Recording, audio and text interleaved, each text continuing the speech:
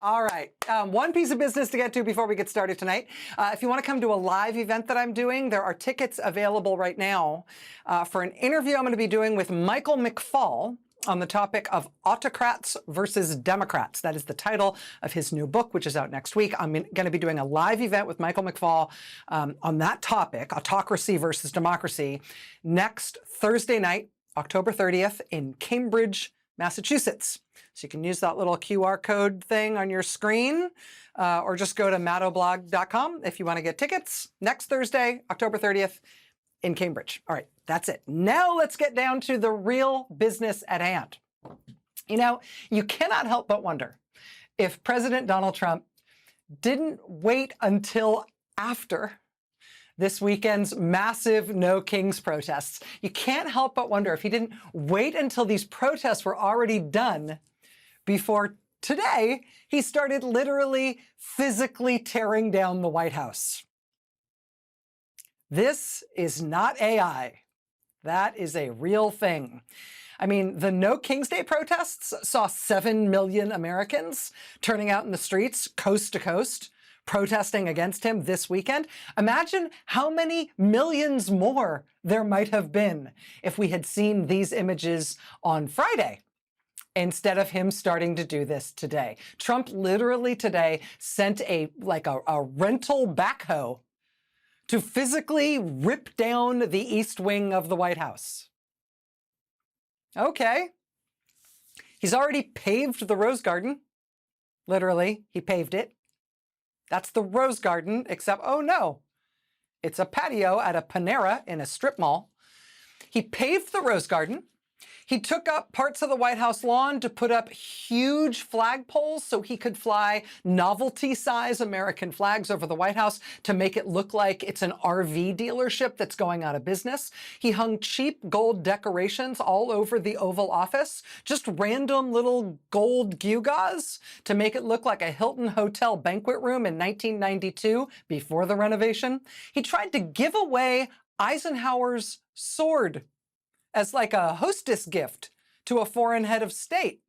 The head of the Eisenhower Presidential Library resigned in protest and said he wouldn't do it, right? So this is how the man is treating the legacy, the physical legacy of the presidency of the United States. So maybe we should have seen it coming, right? Especially after he promised everybody this summer that to build this new ballroom he wants for himself. He promised this summer overtly that the construction of the new ballroom wouldn't affect anything else at the White House. He said everything else would be left intact. It, quote, won't interfere with the current building. As soon as he said that, we should have imagined him rolling the backhoes up to the White House to start literally ripping it down, which is what happened today. We should have known, but still nothing can quite prepare you for the sight of him actually doing it. Absolutely amazing. Surprise! Donald Trump is literally destroying the people's house because apparently he thinks it's his house and not ours, and I'm guessing he has no intention of moving out of it ever. So yeah, he waited to start tearing down the White House with a backhoe until today. Imagine how many more people might have turned out for the No Kings protest this weekend had we seen this stuff a few days ago. I mean, above and on top of the 7 million people who showed up. I thought we'd get maybe 5 or 6 million people like we did in June. We got 5 million-ish in June. I thought maybe 6 million, 7 million plus. People showed up to protest against Trump everywhere, not just in all 50 states, but in every state, multiple, sometimes dozens, sometimes hundreds of protests. Start in the great state of Alabama. At least 15 No Kings protests all around the state of Alabama. People protested at the foot of the Edmund Pettus Bridge in Selma. They protested in Oxford, Alabama. Hundreds of people turned out there. In Montgomery, they marched from Riverfront Park. Here's a look at the crowds that turned out in Huntsville, Alabama, and in Birmingham, where the march started at Railroad Park. Here's Dothan, Alabama, and Guntersville, Alabama. And up to Alaska, at least 25 No Kings protests all across Alaska, including Nome and Homer and Juneau and Sitka, basically every town of any size that you can name in Alaska and a bunch you've never heard of. Look at the big crowd in Anchorage, right? We've got a big, look at the crowd in Anchorage. Here's also Seward and Fairbanks and in Wasilla, from which Sarah Palin can see Russia from her house. Now to Arizona. More than 60 No Kings protests all across the state of Arizona. State's newsroom reports that when Arizona had its huge turnout for the No Kings protests in June, one of those states where people were really wowed by the turnout in June, that was about 40 Arizona protests in June. This time they had 60, including Scottsdale and Goodyear, Arizona. Also Flagstaff, one of my favorite places in the whole country. People turned out all along Route 66 in Flagstaff. And look at the huge crowd. Look at Phoenix. Look at the huge crowd that turned out at the state capitol in Phoenix. On to Arkansas. No Kings organizers and Pride March organizers got lucky this weekend when both Arkansas's annual Pride Parade and the No Kings protests happened to fall on the same day, on Saturday. Everybody seemed pretty happy with the coincidence. Events kind of dovetailed in Little Rock. This woman from Conway, Arkansas, came out to Little Rock to show that she was proud of her 3 Antifa, that is anti-fascist uncles, who fought for this country and against fascism in World War II. But lots and lots of people turned out in Little Rock, Arkansas this weekend. Here's also a look at Jonesboro, Arkansas, and Vilonia, Arkansas. That's in Faulkner County, population less than 5,000. And here's Hot Springs, Arkansas, in the pouring rain. Tons of people turned out. Today, I was reminded for the first time since elementary school that there are no states that start with B. So we just jump right from Arkansas to California, where there were hundreds of No Kings events in California. I could spend the whole night just showing you protests in California alone, but here's just a sampling from Livermore and Oakland, both in Northern California, and then Long Beach and Los Angeles in Southern California. Los Angeles had big protests over the course of the day, spread out over the course of the day. But so many of the California protests were just huge. I mean, Sacramento was really, really big. Look at Sacramento, upper left there. San Diego, upper right, look how big that is. Look at Santa Cruz. San Francisco was always going to be big, but Trump's threat to send troops to San Francisco may have goosed the turnout there. It covered more than a dozen city blocks in San Francisco. Colorado, here's Denver, where an overflow crowd spilled out of Civic Center Park. And here's Colorado Springs, and here's Centennial, Colorado. Here's Littleton, Colorado. Connecticut, at least 50 different No Kings protests in Little Connecticut this weekend. 50 different events. Here's New Haven and Milford and Westport and Hartford. The state capitol was a huge turnout at the state capitol in Connecticut this weekend. On to Delaware. Here's Rehoboth Beach and Bethany Beach and Newark and Wilmington, North Carolina. They got a big crowd along the Bancroft Parkway in Wilmington. Florida never disappoints, depending on how you think about disappointment. Really big crowds in Miami in particular this weekend. Apparently some local Proud Boys came out to try to start stuff with the No Kings Proud in Miami, but people just shouted them down and nothing really happened. So here's a look at Miami. Again, big crowds in Miami, big crowds in Jacksonville. We saw good turnout in St. Augustine and in St. Petersburg and in Tampa. Just tons of people turned out in all sorts of different protests all across Florida. The Bulwark posted this video. This is of interest, particularly to political junkies. This is the Villages in Florida, which is the famous supposed Republican voting stronghold in Florida. Thousands of retirees turned out at the Villages this weekend to protest against Trump there. That's something. In Georgia, there was a huge No Kings protest in Atlanta.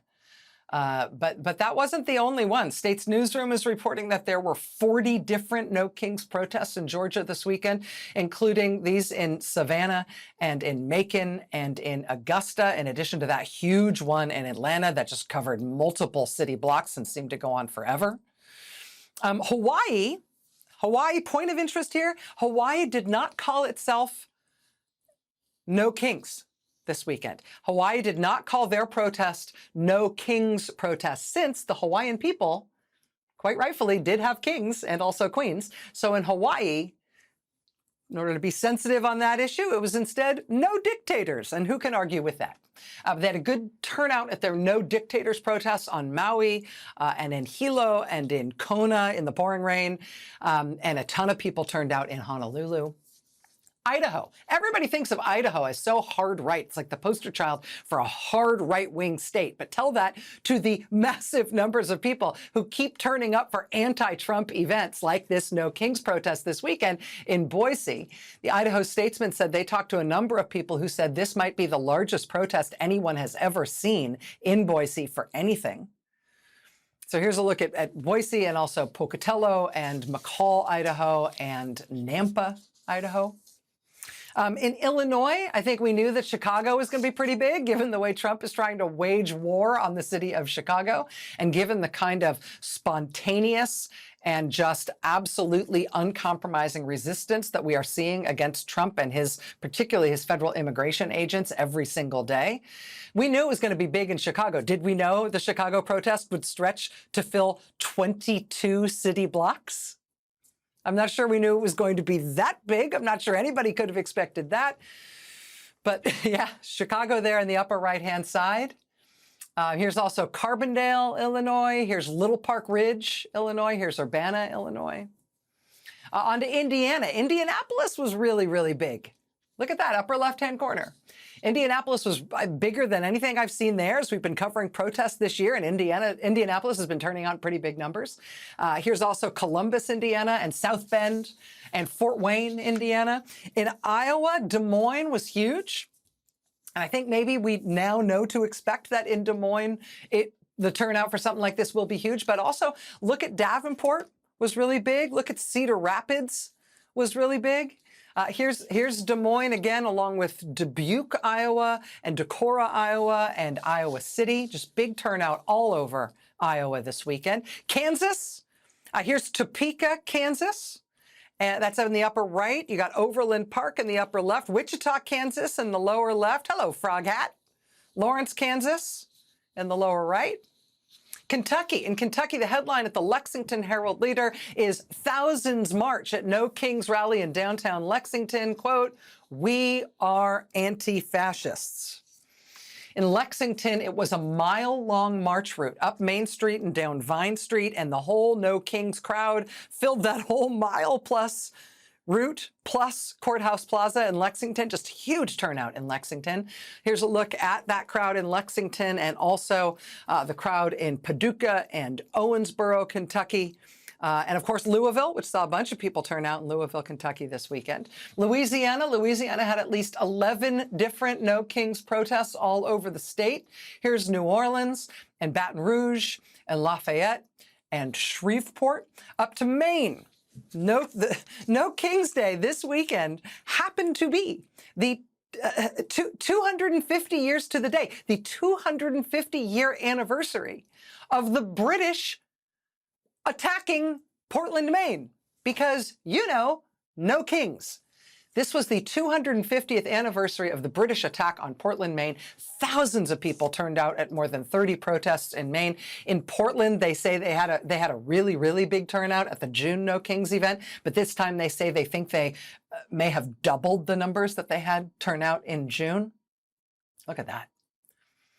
Here's Portland and Bangor and Augusta, the state capital. Also Southwest Harbor on Mount Desert Island in Maine. Maryland was a little bit off the hook. The biggest city in the state, Baltimore, of course, not only had a huge turnout for No Kings. Again, it's another one of those cities that Trump is threatening to send the military into it. That, I think, helps goose turnout in any city that he's threatening. But Baltimore, simultaneous to its very large No Kings event, also had a huge marathon this weekend. That said, credit to the city and its public safety and political leadership. Everything seems to have gone off without a hitch in Baltimore. Here's a look at Baltimore and also Townsend, Maryland, and Frederick, Maryland. Local press in Maryland reported on surprisingly large No Kings events, even in the really Republican parts of the state, like out on the Eastern Shore. Okay, Massachusetts. Yeah, Boston, come on. Look at that. Again, not AI. That's a real thing. Look at that crowd in Boston. Boston Mayor Michelle Wu told the huge crowd at the Boston Common that in Boston, every day is No Kings Day, because duh. It was just huge in Boston, but there were more than 100 No Kings protests in little old Massachusetts, including one in Western Massachusetts in Northampton, which shut down the whole downtown. They had to close all of Main Street in downtown Northampton. Here's a look at Boston alongside Concord and Haverhill, Massachusetts, that long stretch of people there. Also Maynard, Massachusetts, but again, more than 100 No Kings events in Massachusetts. Michigan also had more than 100 No Kings protests this weekend, all over the state, including up into the Upper Peninsula. Here's a look at Ann Arbor up in the upper left, where they had a huge turnout. Also a really big turnout in Detroit. There's a look at Ferndale, Michigan in the lower left there, and of course our beloved Flint, Michigan in the lower right. Minnesota, did you see the aerial shots of Minneapolis this weekend? I mean, I don't know, head-to-head Minneapolis to Boston. This is pretty intense, right? I don't know why I was surprised to see something that huge for No Kings in Minneapolis, but Minneapolis was just gigantic. Here's Minneapolis and also Duluth in the upper left, Anoka, Minnesota, and Northfield, Minnesota. Head from Minnesota down to Mississippi. No Kings protests, not just in college town Oxford, Mississippi, the home of Ole Miss, and in Jackson, where people rallied on the South Lawn of the Mississippi State Capitol, but you also saw good turnout and big protests in Hernando, Mississippi, and in spunky little beautiful Gulfport, Mississippi. They got a big crowd there. Missouri, Kansas City Star described the No Kings protests in Missouri as, quote, taking over Kansas City. The paper is saying throngs of people filled and then spilled out of Mill Creek Park in Kansas City. So here's a look at Kansas City, Missouri. It really was big. And Columbia, Missouri, which was also really big. Springfield, Missouri, look at that, both sides of the street. And then up in the upper right-hand corner there, that's Jefferson City, the state capital of Missouri. People there on the state capitol steps. Montana, 31 different No Kings events in Montana. Lots of people in Missoula turned out, but also surprising numbers in some surprising places. Here's West Yellowstone and Red Lodge, Montana. That's Bozeman up in the upper left. Our friends again at States Newsroom report that in Polebridge, Montana, which is right on the edge of Glacier National Park, they had more people turn out to protest than the actual population of the town. Welcome, visitors. Here's a hippo suit and a sign. Thank you for visiting. Nebraska, 15 different No Kings protests across the state. Hello, Omaha. Here's Lincoln, Nebraska in the upper right there. Look at that crowd. And Fremont, Nebraska, and Scottsbluff in the lower right there. Nevada, the Reno one was really, really big. Here's Carson City as well as Reno. Here's Henderson, Nevada, and of course, beautiful Las Vegas. There were dozens of No Kings protests in Live Free or Die, New Hampshire this weekend. NHPR, New Hampshire Public Radio, talked to people who said they had never seen a protest in Concord, New Hampshire that was as large as the one there this weekend at the State House and along Main Street in Concord. Here's a look at Littleton, New Hampshire, and Portsmouth. Here's Plymouth, New Hampshire, and New London. People turned out in Revolutionary War garb because, of course, it's New Hampshire. New Jersey had dozens of No Kings protests. Here's a look at some of the New Jersey No Kings protests. Montclair, New Jersey, up in the upper left. Newton, Morristown, the great city of Newark, New Jersey, Toms River. Red Bank, New Jersey. I draw your attention to Red Bank there in the center on the top row. I draw your attention there because that's the No Kings protest this weekend that John Bon Jovi went to.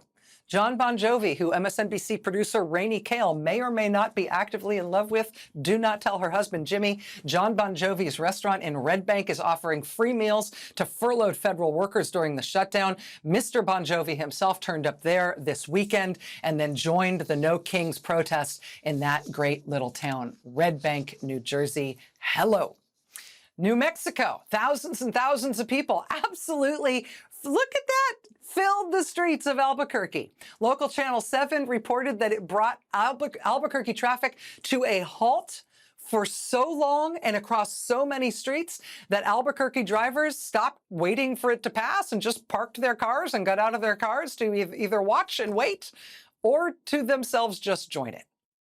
So that is the huge crowds in Albuquerque on the left side of your screen there. Also really big numbers turning out in places like Santa Fe and Las Cruces. Now, alphabetically after New Mexico, that brings us to New York. Think anybody turned out for No Kings in New York?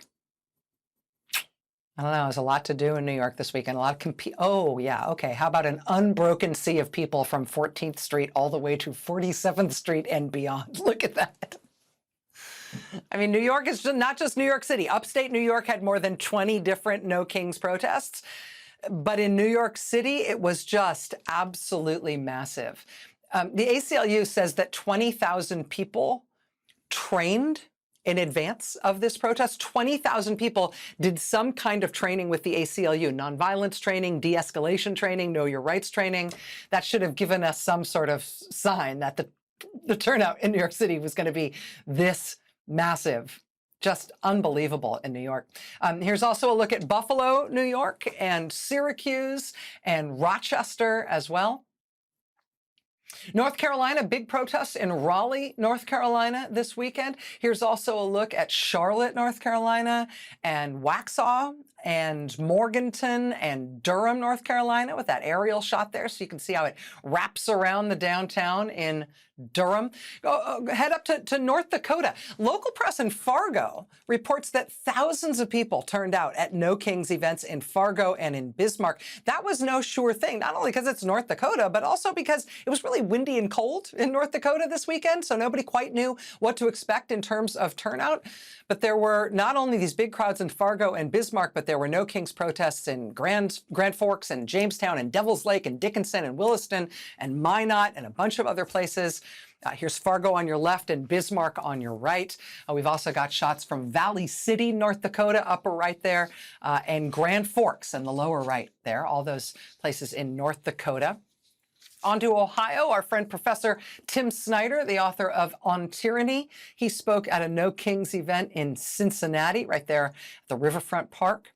Thousands of people turned out at the Ohio State House in Columbus. Look at that. Really big turnout in Columbus, Ohio. But there were dozens of No Kings events in Ohio this weekend. Hello, Toledo. Hello, Dayton. Hello, Worcester, Ohio. And say it with me now. Hello, Cleveland. Oklahoma saw just huge crowds in Oklahoma City. Look at that. Look at that shot in Oklahoma City. But there were 19 different Oklahoma No Kings protests this weekend. Here's a look at Tulsa as well, the upper left.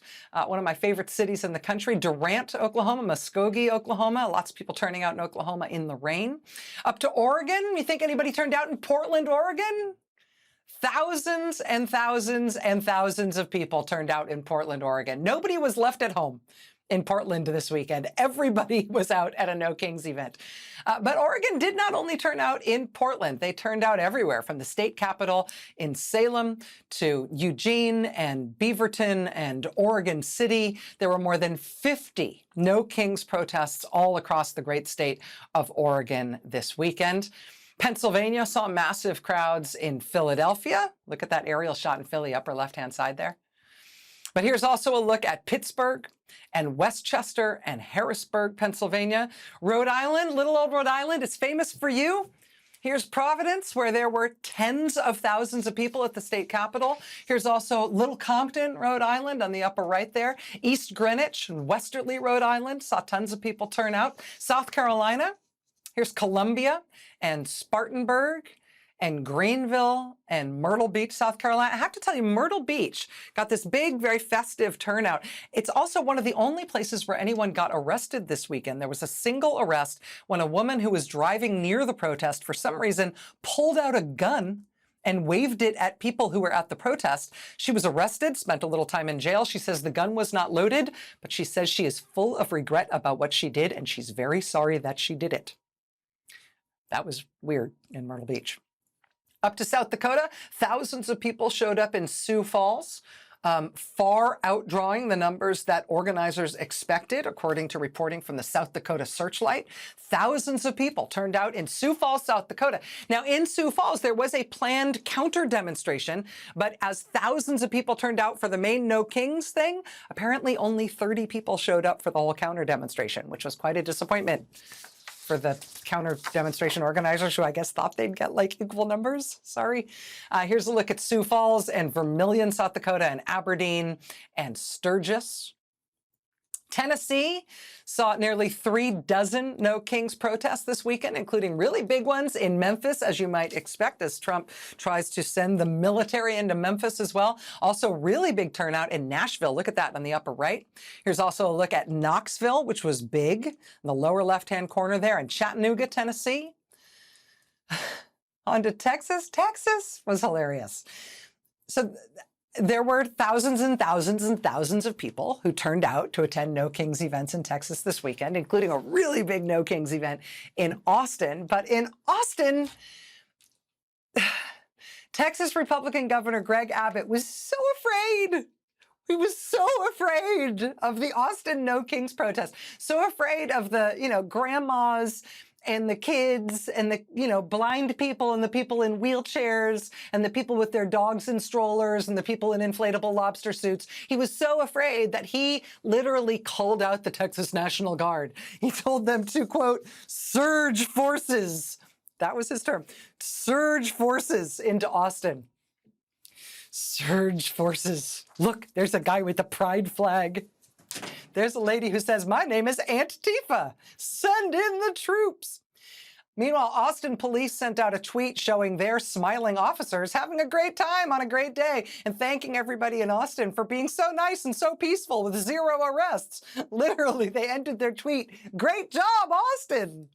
While Texas's Republican Governor Greg Abbott is hiding in a closet saying, surge forces. He literally called in air support. Okay. Texas also got big crowds at Fort Worth and in Frisco, Texas. Dallas, huge crowds in Dallas, huge crowds in Houston, one of the greatest cities in America. A good turnout in Laredo, right on the border. Over in Utah, Utah saw a really, really, really big crowd at this. Look at that, upper left-hand corner. Look at the crowd in Utah at the State House there in Salt Lake City. Here's also a look at Ogden, Utah, in the upper right there, Heber City, Utah, Logan, Utah, in the lower right-hand corner there. We're almost there. Vermont, here's a look at Burlington, Vermont. Look at the turnout in Burlington. And Montpelier, the state capital. Pay teachers, not ICE. Virginia, where Virginia's Republican Governor Glenn Youngkin was also apparently terrified. Glenn Youngkin put the National Guard in a state of active duty status because he too was so afraid of the, high school kids and the grandmas with the peace signs. But here's Virginia Beach and Arlington and Richmond and Roanoke, Virginia, and Glenn Youngkin hiding under a desk somewhere. Washington State saw really big crowds all over, including at Everett, Washington, where thousands of people turned out. And Governor Bob Ferguson turned out to address the crowd in Everett. There was really big turnout in Washington State in both Seattle and in Vancouver. That's Seattle on the left side of your screen there, Vancouver, Washington on the right side of your screen. Did West Virginia turn out for No Kings this weekend? Yes, they did. Among other places, they turned out in Charleston and in Kaiser and Berkeley Springs and Morgantown, West Virginia. Love your country enough to fight for it. Wisconsin, dozens of protests across Wisconsin, thousands and thousands of people in Cathedral Square Park in Milwaukee. That's a time lapse there in Madison, Wisconsin on the lower left. Also Catersburg, Wisconsin here, and Appleton, Wisconsin. Wyoming, a frigid, windy day in Wyoming, but people turned out at the state capitol in Cheyenne. Here's a look as well at Laramie and Jackson and Rocky Springs, Wyoming. And you've been waiting for this one. You've been waiting for this one. You think anybody turned out in Washington, D.C.? What do you think? D.C. was huge. There was not a big No Kings event in D.C. in June, because that's when Trump was doing his big weird military parade on his birthday, remember? But this time, No Kings more than made up for it. Huge crowds in D.C. He's not even 1 year into his first term in office, and this is what D.C. looks like lined up against him. He is not even 1 year into his first, not even fully into his first year in office here. And he just had one of the largest days of protest in American history against him in every freaking state in the country. And so, yeah, naturally, he celebrates the occasion by getting out a backhoe to start tearing down the White House. He really doesn't want to have to answer to the people.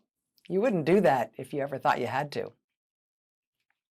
There's a big protest movement now in this country, a big, sustainable, growing, peaceful, fired up protest movement, standing against this very unpopular president. who is not doing anything to make himself more popular over time, while the popular resistance to him just grows and grows and grows. We will talk about what that means in very specific terms coming up. Stay with us.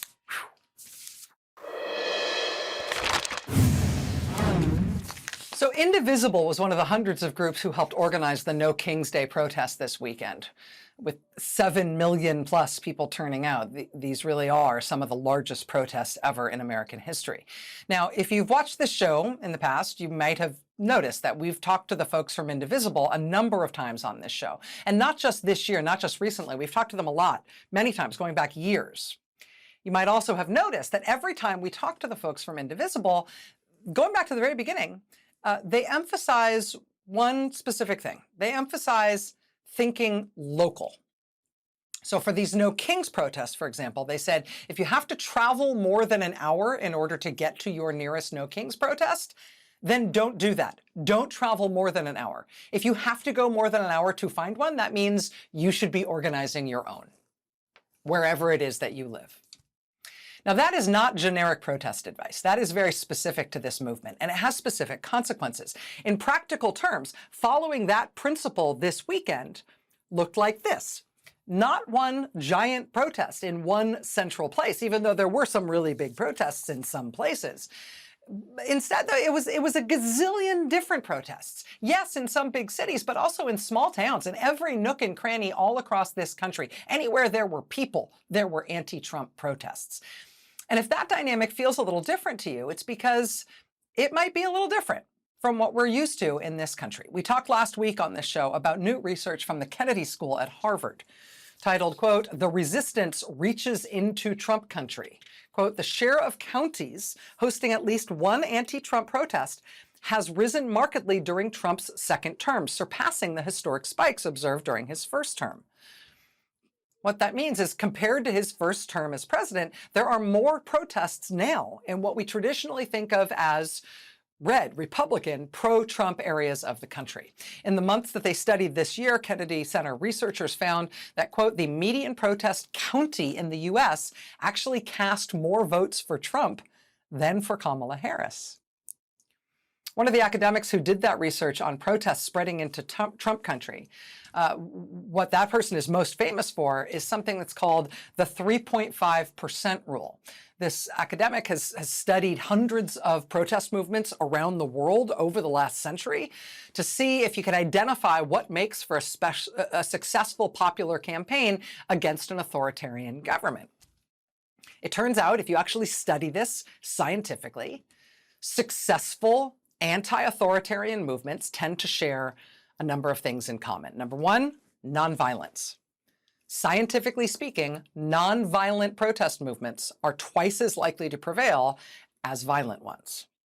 Successful movements are not only nonviolent, they also reach into uncharted territories. They appeal constantly to new constituencies, which is what makes the spread of the No Kings movement particularly interesting right now. Successful movements establish and maintain momentum. They're ultimately able to get people in positions of influence to change their behavior and priorities, as you see Democrats starting to get a little steel in their spine with all of these protests encouraging them to do so. Again, this research has determined that all of these things are necessary for an anti-authoritarian movement to succeed, but they're still not enough. You must be nonviolent. You must expand the map. You must appeal to new people all the time. You must establish momentum. You must start to get powerful people to change. Yes, you need all that. But if you want to guarantee success against authoritarianism, you do have to get big enough. And specifically, according to these political scientists, you need to grow to the size where you are speaking for at least 3.5% of the population, where at least 3.5% of the population is out in the streets protesting and taking part in the movement. Pretty much every successful movement has hit that threshold. They call it the 3.5% rule. If you keep all the other criteria and you get 3.5% of the country out in the streets with you, history suggests you will win. Are you doing the math already? I'll do it for you. In the United States, 3.5% of the population would be almost 12 million people, which is a lot of people. But consider the trend line just this year. For the big hands-off protests in April, Indivisible estimated turnout of 3 million people. For the big No King's Day protests in June, estimates were 5 million people. This weekend, the estimates are more than 7 million people. So we've gone from 3 to 5 to 7 in just a few months. Does 12 million seem so impossible when the movement is growing like this and growing everywhere, when it's growing right where you live, where your one voice and your neighbors count? Indivisible is not yet. Indivisible and this No Kings movement, 5051, all these other people who are participating in this anti-authoritarian movement, they're not yet at 3.5%. They're not yet at 11.9 million, but they are aiming at it. And they're doing it by being everywhere. Erica Chenoweth is the researcher who coined this 3.5% rule and who has studied it all over the globe. Erica Chenoweth joins us next. Stay with us. Through research on hundreds of anti-authoritarian movements worldwide and a breakthrough book called Why Civil Resistance Works, Dr. Erica Chenoweth has coined what is known as the 3.5% rule. 3.5% rule says that movements that engage at least 3.5% of a country's population in active nonviolent protest against an authoritarian government, those movements succeed. Those movements have never failed to bring about the change that they seek. Dr. Chenoweth is a professor at Harvard's Kennedy School, a faculty dean at Harvard College, and a professor at the Radcliffe Institute for Advanced Study. Dr. Erica Chenoweth, I really appreciate you making time to be here. Thank you. Thank you so much for having me. Let me ask you if you feel like we Americans, looking at this No Kings turnout over the course of this weekend, should think of ourselves as doing something that's analogous to any other movement of the past several decades, any of the other movements around the world that you've studied and that you've analyzed that you think looks a little bit like what we're doing, or are we doing something unique? Yeah, so that's a great question. I think there are lots of different historical analogs. There are analogs from our own history, cases in the United States where we've had what political scientists refer to as sub-state authoritarianism. That means where it's happening in different states or in whole regions of the country.